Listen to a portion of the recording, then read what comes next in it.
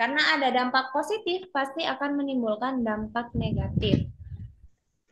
Tadi dampak positifnya apa saja? Yang pertama, yang pertama Pendapatan Valuta. valuta asing. pendapatan valuta asing. Benar, Rijeka. Bentar.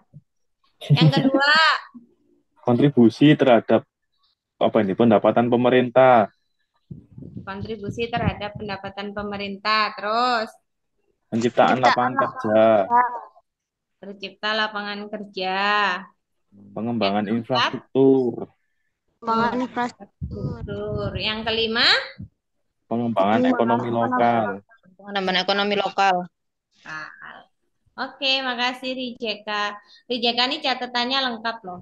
Fandi, kalau kamu mau nyontek pas UAS, itu nyontek Rijeka. Apa aja Ya, tadi Bu. Fandi dampak positifnya yang pertama? Yang pertama itu sebentar, Bu. Yang pertama, gak usah guyang-guyu. Yang pertama apa? Pendapatan valuta asing. Ya, yang Yang kedua. kedua, kontribusi terhadap pendapatan pemerintah. Hmm, Yang ketiga, penciptakan lapangan kerja. terus, Yang keempat, pengembangan infrastruktur. terus. Infrastruktur. Yang kelima, pengembangan ekonomi lokal. Salah satu contoh pengembangan infrastruktur tadi apa? Contohnya, Heeh, apa? oh, perbaikan jalan, Bu. Oh iya, benar. Itu kamu ada Cuman yang ngasih tahu ya?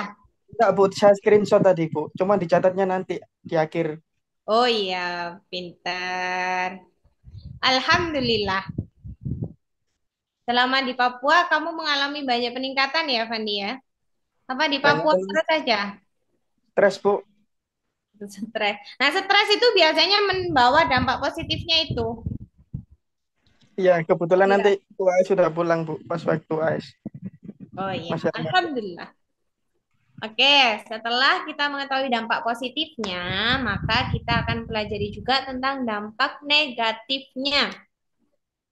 Yang pertama adalah leakage atau kebocoran. Jadi, kebocoran dalam pembangunan pariwisata di daerah wisata dikategorikan menjadi dua, yaitu kebocoran secara import dan kebocoran ekspor.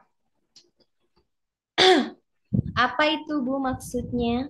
Apa itu kebocoran? Bocor, bocor, kan ya? Jadi, leakage atau kebocoran secara ekonomi itu gini. Ketika kita menjalankan bisnis pariwisata atau membuka bisnis pariwisata, peralatan-peralatan yang dipakai, terus bahan makanan dan minuman yang akan dijual, itu kan tidak seluruhnya kita dapatkan dari lokal ya. Pasti ada barang-barang atau bahan-bahan yang kita harus import dari luar negeri. Nah, sedangkan biaya untuk kita import barang-barang tersebut itu kan nggak kecil, banyak. Akhirnya terjadi yang namanya kebocoran import. Apa maksud dari kebocoran import? Artinya, pendapatan dari bisnis pariwisata itu tadi tidak menjadi perkembangan bisnis itu di negara kita, tetapi dijadikan seperti habis cuma buat import barang aja. Jadi perputarannya itu hanya untuk import barang-barang yang harus memenuhi standar internasional. Seperti contoh bisnis pariwisata kayak Jatim Park. Itu kan wahana-wahananya harus untuk peralatan-peralatan wahana-wahananya kan harus memenuhi standar keamanan internasional. Kalau kita beli di sini itu kan ada yang nggak ada. Sedangkan kalau kita beli di luar negeri, maka kan eh, biaya yang dikeluarkan kan juga cukup banyak. Pada akhirnya terjadi kebocoran ekonomi di situ. Uang atau pendapatan dari bisnis pariwisata tersebut tidak nampak untuk pengembangan pariwisatanya, tetapi justru habis untuk menutup biaya impor. Sedangkan kebocoran ekspor itu kebalikannya. Karena bisnis pariwisata kemarin adalah bisnis yang membutuhkan modal yang apa? Cukup besar. modal yang cukup besar, pada akhirnya ketika kita membangun bisnis pariwisata, lebih banyak investor itu kan datang dari luar negeri. Banyak orang yang bikin hotel-hotel itu justru adalah para investor dari luar negeri, yang pada akhirnya pendapatan dari hotel tersebut juga tidak berdampak bagi ekonomi di negara kita, tetapi balik lagi, bunga pendapatan itu akan menjadi pendapatan bagi investor di luar negeri tersebut. Itu namanya kebocoran ekspor, kebocoran ekonomi secara ekspor. Dapat dipahami konsepnya? Ya, Bu. Bu, saya mau tanya. Ini sih Siapa lebih yang ke tanya? Oh, Arba. Arba. Ya. Iya. Apa Arba? Tadi kan untuk yang kebocoran ekspor itu apabila yang pendapatannya itu nanti kayak pendapatan bunga itu masuk ke luar negeri. Nah, sedangkan yang saya tahu biasanya itu pendatang itu juga bayar pajak di negara kita. Nah, itu termasuk apa tetap dikatakan sebagai dampak negatifnya atau gimana, Bu? Kalau pajak yang dibayarkan kan jumlahnya juga nggak begitu besar. Pasti yang dikenakan kan cuma pajak penghasilannya kan. Paling pajak penghasilannya berapa persen. Tetapi kan pendapatan yang lebih besarnya kan akan larinya ke luar negeri juga. Tidak menjadi pengembangan bagi pendapatan daerah di negara kita. Oke, Bu, makasih. Ya, beda lagi kalau pelaku bisnisnya adalah dari negara kita. Even sudah terpotong, tetapi uang yang dipakai, perputaran uangnya itu kan masih bisa dipakai di negara kita sendiri. Nggak lari ke luar negeri. Sehingga tidak ada terjadi kebocoran. Paham di sini konsepnya tentang kebocoran secara ekonomi? Kebocoran impor dan kebocoran ekspor? Yang kedua adalah enclave tourism atau wisata enclave. Enclave tourism sering diasosiasikan bahwa sebuah destinasi wisata dianggap hanya sebagai tempat persinggahan. Ini itu seperti wisata-wisata cruise atau kapal pesiar. Pernah dengar wisata kapal pesiar? Seperti yang di Singapura, Dream Cruise? Pernah? Belum pernah. Ya, saya juga belum pernah sih, tapi pernah dengar. Kalau naik kapal pesiarnya saya belum pernah sih, karena di situ saya pernah cari-cari tiketnya itu untuk 3 hari, 4 hari 3 malam itu aja 30 juta. Itu untuk kelas paling bawah, bukan yang kelas 1 atau kelas 2 bukan, tapi kelas yang paling bawah itu 30 juta. Nah, enclave tourism ini semacam itu. Wisata-wisata yang memakai kapal pesiar. Itu biasanya kalau di Dream Cruise itu kenapa mahal? Karena wisatanya memang ada di dalam kapal pesiar tersebut. Jadi kapal itu jalan dari Singapura ke Malaysia, terus ke pesisir Thailand, hanya untuk singgah. Tetapi semua akses wisata ada di dalam kapal. Di dalam kapal itu ada hotelnya, ada bioskopnya, ada mallnya. Jadi semua kegiatan wisata itu terjadi di dalam kapal. Makanya kenapa namanya enclave tourism? Karena biarpun dia singgah di Malaysia, singgah di Thailand, dia tidak akan membawa dampak secara ekonomi bagi negara yang disinggahi. Gitu. Karena biaya yang dikeluarkan itu untuk membeli fasilitas di dalam kapal pesiar aja. Atau bayangannya kayak Titanic, kapal Titanic. Pernah nonton kan setidaknya. Nah, dalamnya ya seperti itu. Ada restoran, ada kamar hotelnya, terus ada pertunjukan sirkusnya. Gitu. Itu namanya enclave tourism. Jadi wisata-wisata enclave tourism itu secara ekonomi tidak membawa dampak yang baik, justru membawa dampak yang negatif. Karena mereka hanya singgah, tetapi tidak membawa pendapatan yang berlebih bagi negara yang disinggahi. Gitu. Karena hanya singgah di pelabuhannya, terus muter lagi ke negara lain gitu. Hanya untuk transit. Tetapi wisatawannya nggak turun. Jadi tidak ada perputaran uang di situ. Paham enclave tourism? Beda kalau ini ya, beda kalau kalau wisata Wali Songo, biarpun cuman singgah kan kalian turun. Kalian pasti di satu daerah juga membeli oleh-oleh, juga membeli makan, itu beda. Bukan enclave tourism itu.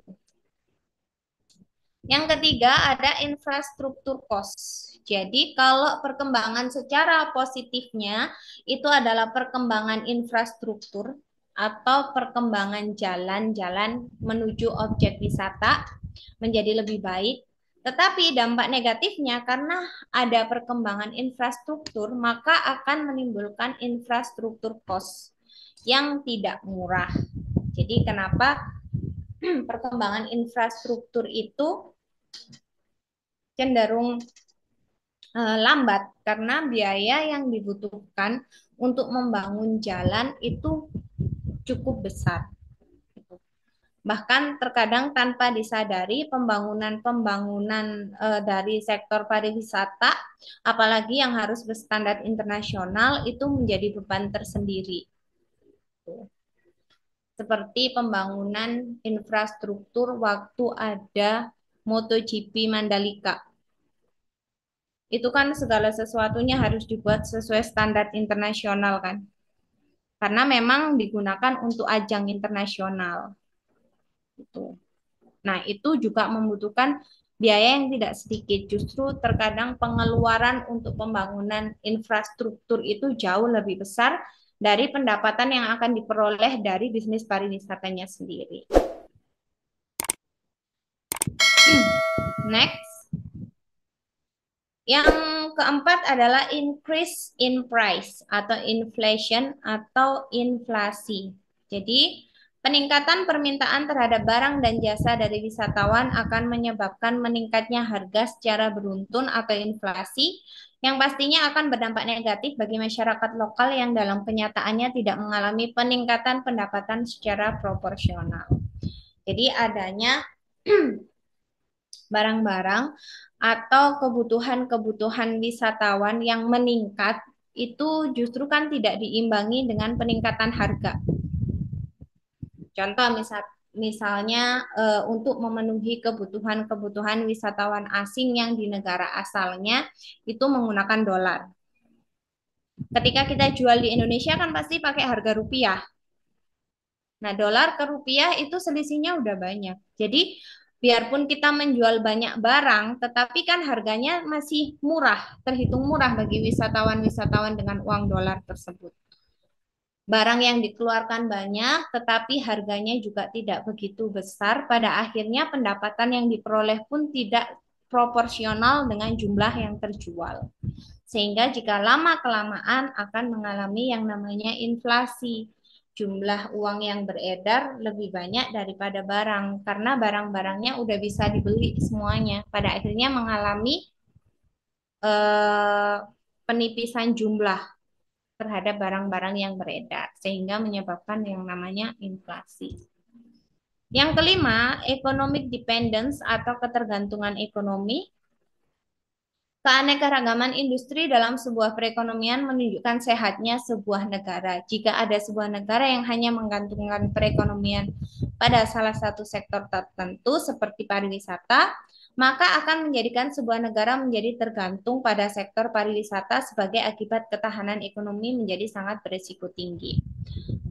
Sebagai contoh, kemarin waktu ada COVID-19, itu kan ada beberapa daerah di Indonesia di mana sektor ekonominya bergantung pada kehidupan pariwisata mengalami kesulitan ekonomi yang cukup signifikan kan. Seperti di Pulau Bali. Bali, Jogja, Batu, di mana sektor ekonomi yang paling besar kan memang dari sektor pariwisata. Begitu kemarin ketergantungan dengan sektor pariwisata, pada akhirnya ketika terjadi pandemi seperti di tahun kemarin, COVID-19, hampir di negara-negara tersebut mengalami kesulitan ekonomi yang cukup parah. Salah satunya kemarin yang sempat kita bahas waktu daur hidup pariwisata, itu terjadi di mana? Ada yang masih ingat? Yang sampai untuk makanin kera-keranya mengandalkan bantuan dari donatur.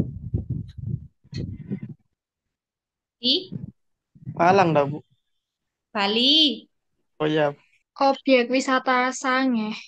objek wisata Sange. Jadi saking ketergantungannya terhadap satu eh, ekonomi atau sektor ekonomi, jika hal tersebut tidak ditanggulangi dengan baik, maka di kemudian hari tidak menutup kemungkinan akan membawa dampak yang negatif juga. Jadi boleh bisnis pariwisata di satu kawasan itu berkembang asalkan diikuti dengan perkembangan-perkembangan industri yang lain. Jadi tidak hanya mengandalkan dari sektor pariwisata. Dari sini ada yang ditanyakan tentang dampak negatifnya secara ekonomi. Dampak negatifnya tadi apa aja? Yang pertama, Koran. kebocoran atau Kebocoran. leakage. Yang kedua, Wisata enclave. Tourism. enclave tourism atau wisata enclave. Atau contohnya tadi apa? Wisata kapal pesiar. Wisata kapal liar. Yang ketiga, Infrastruktur. Biaya infrastruktur. peningkatan biaya infrastruktur. Yang keempat, Inflasi. yang kelima, Ekonomi Independen. independen. ekonomi. Sampai sini ada yang ditanyakan? Kalau tidak, saya next. Oh, masih ada lagi satu ternyata. Seasonal karakteristik atau berkarakter musiman. Jadi pengembangan pariwisata itu kenapa memiliki dampak yang negatif? Karena industri pariwisata itu adalah industri musiman, di mana ada high season, ada low season. High season atau season lagi rame-ramenya itu kalau misalnya musim Liburan. Liburan. musim liburan, Wah. musim cuti bersama. Akhir tahun. Ya, tuh kalau low season, Auditor. Bukan. low season atau season rendah, season kunjungan rendah. Biasanya terjadi pada saat Di weekday, Bu. di weekday atau di Tanggal 2. tanggal tua atau musim anak baru masuk sekolah. Awal-awal masuk sekolah tuh orang tua gitu. Anaknya, "Mah, nanti liburan ya." Gak usah liburan naik, bayar daftar ulang. Ada yang kayak gitu. Emak-emaknya di Ada. biasa kan musim-musim awal-awal masuk anak-anak sekolah itu biarpun liburan tetapi kan kenapa low season? Karena kan berbenturan dengan kebutuhan-kebutuhan primer lainnya.